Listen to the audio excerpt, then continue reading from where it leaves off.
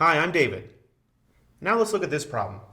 We're given the definite integral from 0 to 2 of x squared minus 2 over x plus 1 with respect to x. We're asked to integrate this. Now, when we look at an integral that looks like this, our first step is, do I have a formula for some integrand that looks like this? This is a quotient, and I don't have a quotient rule for integrals right now, so there's no way for me to do this just by plugging into some formula. Okay, so what's another technique I could use? I could try u substitution. I could try picking a u that would simplify this integral and such that its derivative would also exist. Now you might be tempted here to say, well, let's let u be x squared minus 2 because that's a polynomial of degree 2, and look, I've got a polynomial of degree 1 sitting right here. Well, this polynomial of degree 1 is in the denominator, not in the numerator. So while that's a good thought, that's not going to work out too well here.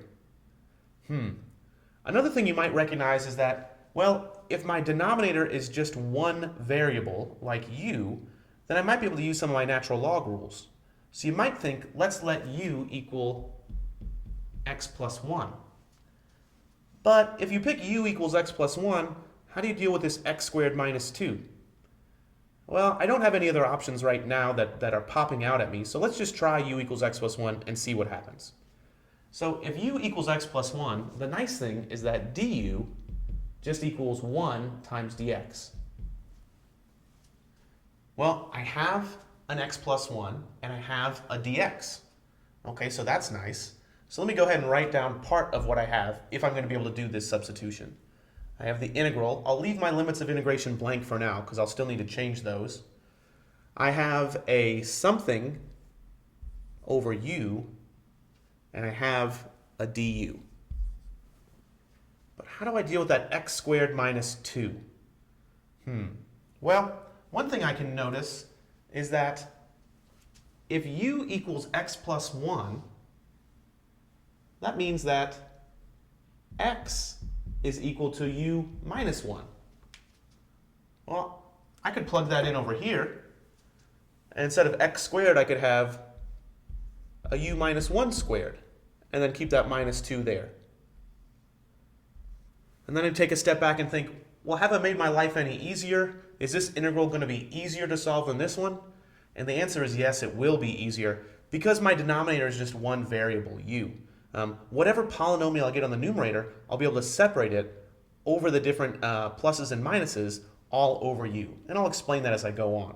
But this is going to be easier than this one. But I'm still not finished with this equal sign yet. I still need to figure out my limits of integration. Well, what happens when x equals 2, my upper limit of integration? If x equals 2, u is equal to x plus 1. So u is equal to 2 plus 1, or 3. So my new upper limit of integration changes from 2 to 3. What about if x equals 0? Well, if x equals 0, u is equal to 0 plus 1, which is equal to 1. So my new lower limit of integration is 1. Okay, so now I can be pretty sure that this equal sign is correct. I've changed my variable from x to u. I've replaced everything correctly with a correct du and a u here. I've taken care of this x squared and turned it into a u minus 1 squared. And then I also changed my limits of integration. Instead of from x equals 0 to 2, it's from u equal 1 to 3. So now I need to try to simplify this integrand to see if I can actually integrate it. So let's see what I've got. The integral from 1 to 3. Well, if I expand out this u minus 1 quantity squared on the numerator, that's u squared minus 2u plus 1. And then I still have this minus 2 all over u du. Well, it might not be clear that this is nicer, but it actually is, because I can rewrite this. Well, I can rewrite it as u squared over u minus 2u over u. I've got a minus 2 and a plus 1. That's a minus 1. So minus 1 over u du. I can kind of unadd this fraction. I can take this fraction and split it up over its common denominator, u. And the reason I can do that is that I know how to integrate all three of these components with respect to u. Since I've no longer got it in the fraction bar, I need to put parentheses in there because all of it's multiplied by du. Okay, so let's rewrite this one more time before we actually integrate.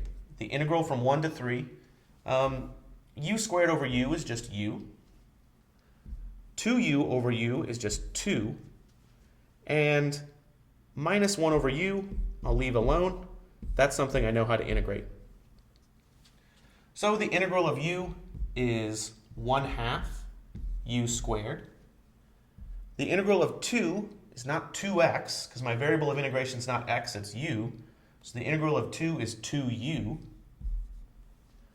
And then the integral of 1 over u is natural log of the absolute value of u. Don't forget about that absolute value.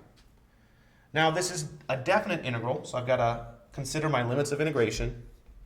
So this is going to be evaluated from u equals 1 to u equals 3. So all I have to do to finish this problem is to plug in the values of 3 and plug in the values of 1 and see what I get out. So let's see.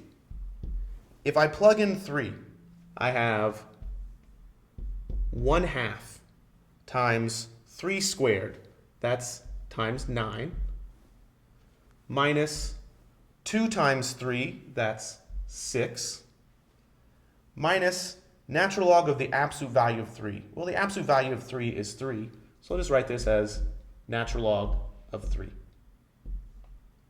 Minus, well, what do I get when I plug in 1?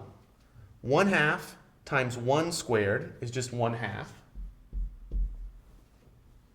2 times 1 is 2, so minus 2.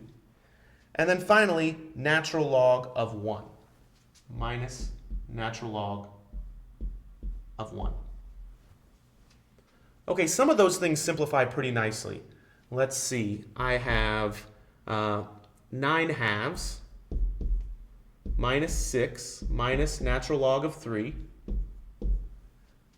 minus 1/2 minus a negative, so plus 2. Natural log of 1, well, natural log of 1 is 0. So I don't even need to include that in there. It's always nice when I have a natural log of 1. Okay, I can simplify this a little more. Let's see, I can combine the -6 and the 2 and the 9/2 and the 1/2. Let's see, 9/2 minus 1/2 is 4 or 8/2. So I've got a 4 right here. I also have a -6 plus 2, that's minus 4. And then I also have this negative natural log of 3. So my final answer after all this work is negative natural log of 3. Okay, so that was a lot of work. Suppose you were unsure of your answer. Suppose you weren't really sure if negative natural log of 3 were the correct answer. Well, let's get a decimal approximation for negative natural log of 3. If I plug in negative natural log of 3, I get something that looks approximately like negative 1.0986. Well, now let me plug this function into my graphing utility and actually graph it. So if I plug in this function, I'll put in parentheses x squared minus 2, and then divide in parentheses x plus 1, and I'll graph it. And I get a function that certainly has something weird going on at x equals -1. There's a vertical asymptote there. And I see that it does look negative between 0 and 2. But let's go ahead and check. So I'll calculate the definite integral, and all I need to do is plug in my lower and upper limits of integration. My lower limit of integration in this case is x equals 2. My upper limit of integration in this case, my lower limit of integration is x equals 0. My upper limit of integration is x equals 2. And if I plug that in, the calculator spits out something that looks like negative 1.098612, which is a pretty good approximation of negative natural log of 3. So it's verified. Thanks for watching.